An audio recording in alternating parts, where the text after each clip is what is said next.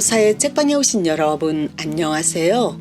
책 읽는 즐거움의 로사입니다. 오늘은 최인호 작가님의 가장 순수한 우정, 오늘이 바로 영원이다 라는 수필 두 편을 소개해드리겠습니다. 작가님의 책 최인호의 인생 꽃밭에 실린 작품인데요. 여러분들은 가족이 아닌 누군가와 우정을 깊이 나누며 그가 어려웠을 때 가장 먼저 달려갈 수 있고 반대로 내가 어려웠을 때 가장 먼저 달려올 수 있는 그런 사람 있는지요? 모든 것은 상대적이기 때문에 내 마음이 상대의 마음이 될 텐데요. 영원까지 함께 우정을 나눌 수 있는 사람이 있다는 것은 큰 행복이겠죠. 작가님은 가장 순수한 우정에서 남성들의 우정은 대부분 사교적이며 신분을 과시하기 위한 일종의 훈장 같다며 인생 경기에서 빛나는 승리를 거뒀던 영웅이라 하더라도 경기를 끝낸 대부분의 남성들은 폐잔병에 불과하여 찾아주는 사람 없다고 했습니다. 반면 여성들의 우정은 작가님의 아내를 통해 보면 소소한 만남을 자주 갖고 서로 찾아와 주고 함께 있어주고 얼마 있다 돌아가는 벗들이 있다며 그런 여성의 우정이 부럽다고 하셨습니다. 그럼 자세한 내용 함께 감상해 볼까요? 낭독 시작하겠습니다.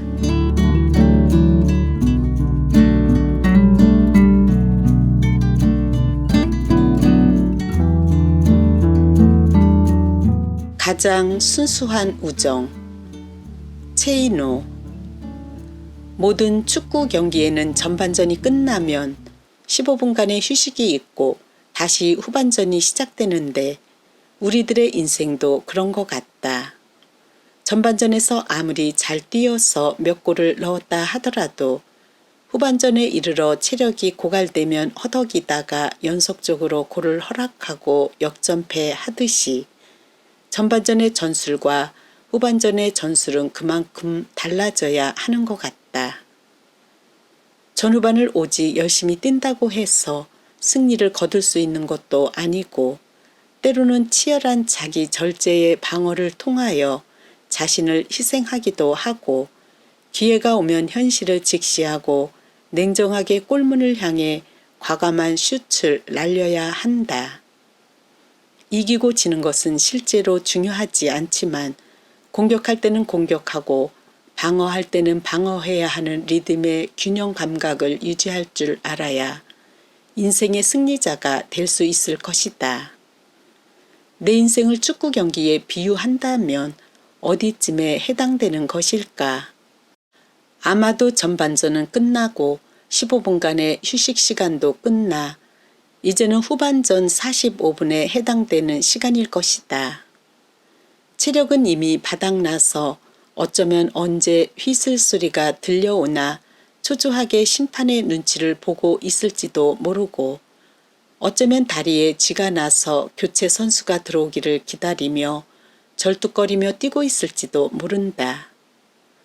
또한 전반전을 뛰면서 느꼈던 추억을 떠올리면서 때로는 후회하고 있기도 하고 무방비 상태로 억울하게 실점했던 지난 세월을 반성하고 있을지도 모르며 또한 절묘한 타이밍으로 번개처럼 솟구쳐 올라 헤딩 슛을 날려 골을 쟁취했을 때 쏟아지던 박수 소리와 환호성 소리를 기억하면서 그 빛나는 승리의 순간을 반추하고 있을지도 모른다. 그러면서 인생 전반전에 느꼈던 생각들과 후반전에 느끼는 생각들의 차이점에 대해서도 골똘하게 비교하고 있을지도 모른다. 실제로 요즘 나는 젊은 시절이었던 전반전에 느꼈던 생각들이 후반전에 들어와서는 그릇된 편견에 불과했다는 걸 가끔 깨닫곤 하는데 그 중에 하나는 우정이다.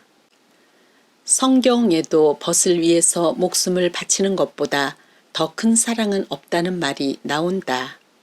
참된 우정이란 영원한 것이며 키케로가 말하였듯 친구야말로 또 하나의 나인 것이다. 그래서 우정이란 개념에는 항상 신의, 우애 같은 단어들이 동반되어 떠오른다. 그러므로 우정은 남성들의 전유물 같은 느낌이 들고 이러한 단어들은 마치 폭력배들을 결속시키는 의리와도 같은 끈을 연상시킨다. 친구를 위해 수십 명의 적들이 기다리고 있는 아지트를 찾아가 피해 복수를 벌이는 장면은 요즘에도 이른바 액션 영화라 불리는 갱스터에 흔히 나오는 장면이며 남성들은 자신들의 의리를 강조하기 위해서 때로는 손가락을 베어 그 피를 종지에 담아 나누어 마심으로써 혈맹을 맺곤 한다. 그러나 이런 우정에 관한 과거의 생각이 나의 편견이었음을 새삼스럽게 느끼고 있다. 나는 오히려 남성들의 우정보다 여성들의 우정이 나이가 들어갈수록 더 진실하다는 사실을 뼈저리게 느끼고 있는 것이다. 우선 나는 예수의 가르침처럼 벗을 위해서 내 목숨을 바칠 그런 용기가 없다. 친구를 향한 내 마음에 그런 용기가 없으니 내 친구들 역시 나를 위해서 목숨을 바칠 리는 없을 것이다. 왜냐하면 우정이란 건 역시 어차피 상대적인 것이므로. 그러나 아내의 경우를 보면 나와 다르다. 아내의 벗들은 많지는 않지만 대부분 수십 년 동안 함께 해온 오래된 벗들이다. 우정에 대해서는 다른 사물에 있어서와 같이 실증이 나는 일이 있어서는 안 된다. 그래서 오래 계속될수록 좋은 법이다. 오랜 햇수 묵힌 포도주의 맛이 더 달콤한 것은 당연한 이치기 때문이다. 키케로의 말처럼 아내의 친구들은 한결같이 오랜 햇수를 묵힌 포도주와 같은 친구들이다. 사람 간의 관계는 때로 실증이 날 만도 하지만 아내의 친구들은 한결같고 때로는 서로의 결점을 발견하면서도 이를 포용하고 너그러이 용서하고 있다. 이것은 아내의 경우에만 해당되지 않는다. 결론적으로 말해 지금까지 남성들의 전유물처럼 인식하고 있던 참된 우정은 오히려 남성들보다 여성들 사이에서 더 깊다는 사실을 요즘 비로소 깨달았던 것이다. 남성들의 우정이란 대부분 사교적이며 신분을 과시하기 위한 일종의 훈장과도 같은 것이다. 대부분의 남자들은 우정을 사교, 욕망의 거래로 생각하고 있으며 이에 따른 이해 득실을 따지는 일종의 물물 교환과 같은 거래로 생각하고 있다. 이러한 남성들의 가식적인 우정에 대해 프랭클린은 통렬하게 풍자하고 있다. 남자에게는 세 가지 충실한 친구가 있다. 하나는 함께 늙어가는 조강지처이며 함께 늙어가는 게 그리고 현금이다. 실제로 독일의 유명한 철혈제상 비스마르크는 말년에 찾아오는 사람 하나 없이 자신의 곁을 지킨 늙은 개를 바라보면서 내 유일한 친구는 바로 너뿐이로구나 라고 한탄하였다는 유명한 일화가 있을 정도인 것이다. 이 세상 모든 남자들보다 여성들의 후반전이 아름다운 것은 남자들의 곁에는 늙어가는 개밖에 친구가 없지만 여성의 곁에는 수십 년을 함께 해온 친구가 있다는 점이다. 나는 친구를 만나러 가는 아내를 볼 때마다 여성들의 우정에 대해 진심 어린 선망의 시선을 보낸다. 화가 이두식 씨의 부인 손혜경 여사가 5, 6년 전 유방암으로 세브란스 병원에서 임종을 앞두었을 때 나는 아내를 병원 앞마당까지 바라다 주었었다. 아내가 나오기까지 2시간 이상을 주차장에서 기다리면서 자신의 초라한 마지막 모습을 남에게 보이기 싫어 모든 사람들의 면회를 거절하였던 손 여사가 어째서 아내에게만은 면회를 허락하였는지 그것을 의아하게 생각하고 있었다. 아내는 손 여사의 임종을 지키다시피 하였으며 마지막으로 신부님을 모셔다가 종부 성사를 하는데 앞장을 섰고 지금도 아내는 손 여사가 그린 그림과 함께 나눈 편지를 머리맡에 두고 일요일 미사에 참석할 때마다 손 여사의 영혼을 위해 기도를 올리고 있다. 친구를 사귀는데 적극적이지도 않고 화려한 화술이나 재치 있는 언변도 없는 아내와 전혀 어울릴 것 같지 않은 아내의 친구들은 여전히 젊은 날의 연인들처럼 외국 여행 중에 서로 엽서를 써서 붙이고 식당에 가서는 각자 다른 음식들을 하나씩 시켜서 한 스푼씩 나눠 먹기도 하고 함께 손을 잡고 영화를 감상한다. 아내의 친구들은 서로의 결점들을 잘 알고 있지만 그것이 치명적인 독이 되지는 않는다. 왜냐하면 친구가 가지고 있는 결점이 나에게도 있는 공통된 결점임을 잘 알고 있으므로. 아내의 친구들은 패거리를 이루어 모반을 꿈꾸지도 아니하고 이따금씩 만나서 계집아이가 되어 서로 민들레꽃이나 사금파리 같은 하찮은 물건들을 소꿉장난처럼 나누다가 시간이 되면 각자의 집으로 어머니가 되어 아내가 되어 할머니가 되어 긴 그림자를 끌며 돌아온다. 제 아무리 전후반의 인생 경기에서 빛나는 승리를 거뒀던 영웅이라 하더라도 경기를 끝낸 대부분의 남성들은 폐잔병에 불과하다.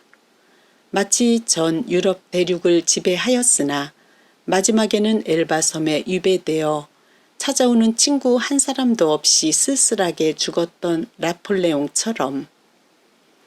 그러나 여성들은 다르다.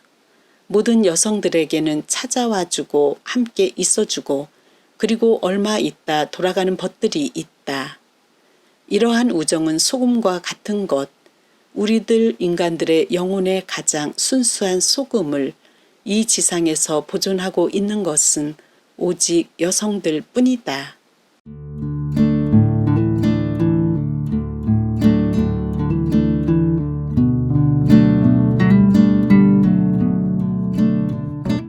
오늘이 바로 영원이다.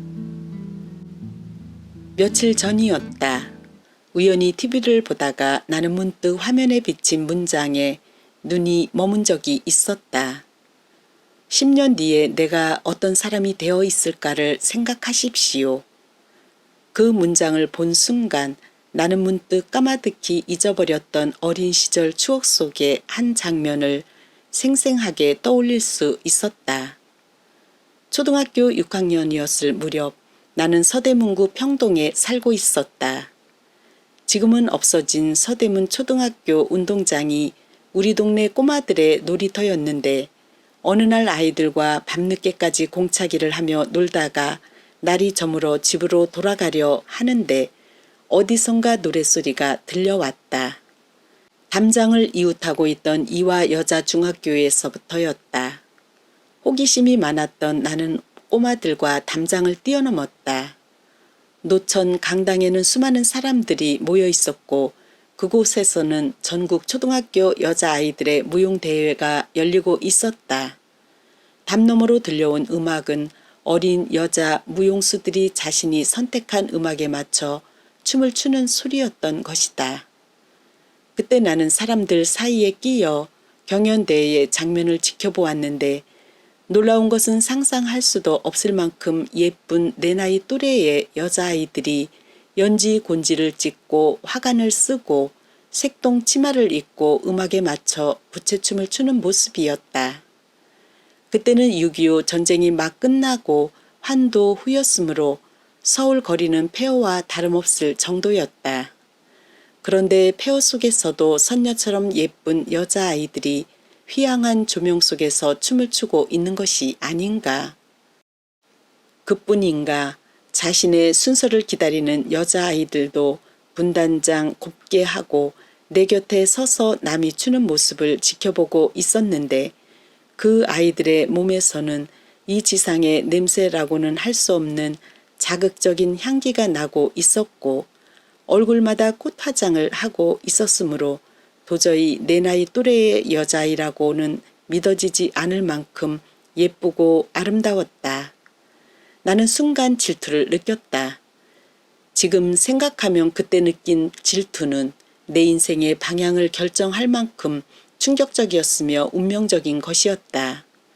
그 질투는 그 예쁜 어린 아이들처럼 내가 예쁘게 몸단장하고 싶다는 상대적 질투가 아니라 그 여자아이들이 누리고 있는 선녀적 아름다움을 훔쳐보는 나무꾼적 질투심이었을 것이다. 솔직히 고백하면 그 질투는 그 예쁜 여자아이들을 소유하고 싶다는 욕정 같은 것이었다. 선녀들이 목욕하는 동안 그녀들이 벗어놓은 선의를 훔침으로써 아내로 맞아들이고 싶다는 전설 속의 내용 같은 것이었다. 물론 그때 나는 10살이 갓 지날 무렵에 초등학교 학생이었으므로 선녀를 아내로 맞이하고 싶다는 소유 욕망을 이해하지는 못하고 있었을 것이다.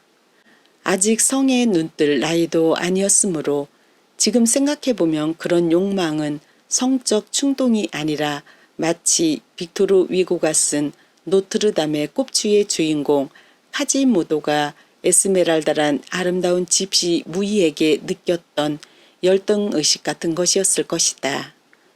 카지모도족 콤플렉스. 태어날 때부터 곱주였던 그는 갓난아이 때부터 노트르담의 종탑에 갇혀 살게 된다. 그 예쁜 여자아이들이 춤을 추는 모습은 나 자신이 곱추는 아니었지만 열등의식의 종탑 속에 갇혀있던 어린 나에게 다가왔던 에스메랄다의 춤과 같은 선망의 대상이었던 것이다. 그때 나는 관객 속에서 홀로 빠져나와 담벽에 몸을 기대고 이렇게 중얼거렸던 것으로 기억된다. 내가 저 예쁜 여자아이들을 가질 수 있는 방법은 무엇인가? 그것은 저 선녀들의 옷을 나무꾼처럼 훔치는 일인가? 아니다. 그것은 동화 속의 이야기일 뿐인 것이다. 그렇다면 무엇인가? 그때 문득 떠오르는 것이 있었다. 그렇다. 내가 유명해지는 것이다. 유명해져서 저 예쁜 여자아이들과 동일한 신분을 유지하는 것이다.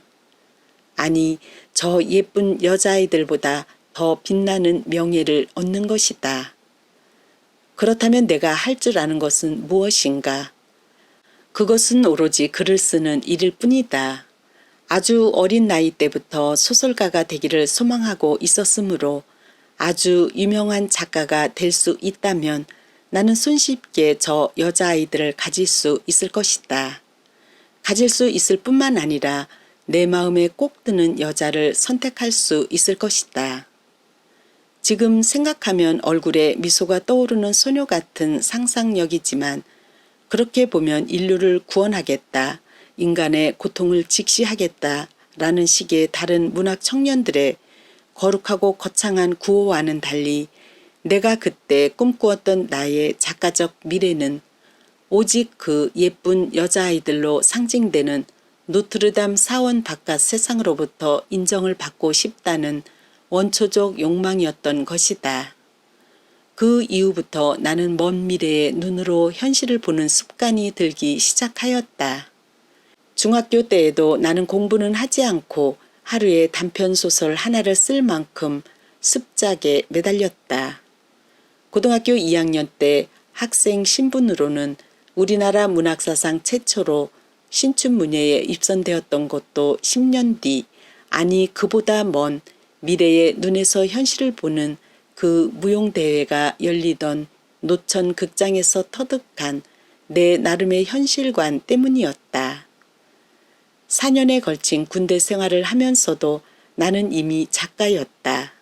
비록 고통스러운 현실 속에 머무르고 있어도 정작 내가 살아가고 있는 인생은 미래 속에 있었다. 그러므로 지금의 현실은 이미 인생을 다 산 사람이 문득 되돌아 지난날을 회상해보는 슬로우 비디오식의 과거일 뿐이었다. 그것은 환갑이 지난 지금의 나이에도 마찬가지이다. 지금의 내 삶은 내가 죽은 후에 먼 미래에서 되돌아보는 스크린에 지나지 않는다. 내가 쓰는 글과 내가 사랑하는 아내와 가족들과 더불어 사는 내 인생도 먼 영혼의 눈에서 살펴보면 낯선 행성에서의 빛이 어우러진 잔영에 지나지 않는 것이다. 행크 아론은 미국 메이저리그에서 당시 최다 홈런 기록이었던 베이브 루스의 714 홈런 기록을 경신하고 1976년 755개의 홈런을 친 후 은퇴한 전설적인 야구 선수였다. 가난한 흑인이었던 행크 아론은 백인들의 협박과 가족들을 죽이겠다는 생명의 위협에도 불구하고 최대의 홈런 신기록을 기록한 불세출의 영웅인 것이다. 그에게 어느 날 기자가 물었다. 매번 타석에 들어설 때마다 홈런을 쳐야지 하고 의식하십니까? 그러자 행크 아론은 대답하였다. 아닙니다. 타석에 들어설 때마다 홈런을 의식하지 않습니다. 나는 다만 타석에 들어설 때마다 나 자신은 외야석에 앉아서 내가 치는 모습을 구경하고 있을 뿐입니다. 내가 하는 경기 모습을 관중석에서 구경하고 있을 뿐이지요. 행크 아론이 홈런 신기록을 낼 수 있었던 것은 그의 삶이 타석에 집중되어 일희일비하고 있음이 아니라 외야석이라는 미래의 관중석에서 자신의 모습을 지켜보고 있었기 때문이다. 스피노자가 말했던가. 지금의 이 순간을 현재의 눈으로 보지 마라. 먼 영원의 눈으로 현재를 보라.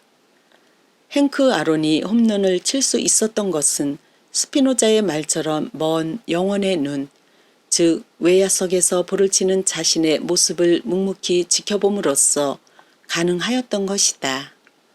성 아우구스티누스는 고백론에서 말한다. 너희의 오늘이 바로 영원이다. 나는 오늘을 사는 젊은이들이 지나치게 현실적인 계산과 현세적인 쾌락에 의해서 노트르담 사원 종탑에 갇힌 카지모도처럼 곱추로 살아가지 않기를 바란다. 카지모도는 에스마랄다와 그녀를 진심으로 사랑하는 파피스가 서로 손을 잡고 입맞춤 하도록 안내한 다음 마침내 노트르담의 성당 밖으로 걸어 나온다. 많은 군중들이 카지모도를 기다리고 있었다. 이때 한 꼬마 소녀가 카지모도의 얼굴을 어루만지며 손을 잡고 군중 속으로 인도함으로써 곱추 카지모도는 마침내 노트르담 사원을 벗어나 보다 빛나는 바깥 세상으로 나아가는 것이다. 이때 카지모도는 더 이상 곱추가 아니고 가장 못생긴 망우제의 어릿광대의 왕이 아닌 영원 속에서 빛나는 하나의 인간으로 부활하는 것이다. 그대가 진정 홈런을 치고 싶다면 미래의 외야석으로 가라. 그대가 곱추의 열등의식에서 벗어나고 싶다면 노트르담의 사원에서 벗어나라. 그리고 영원으로 가라.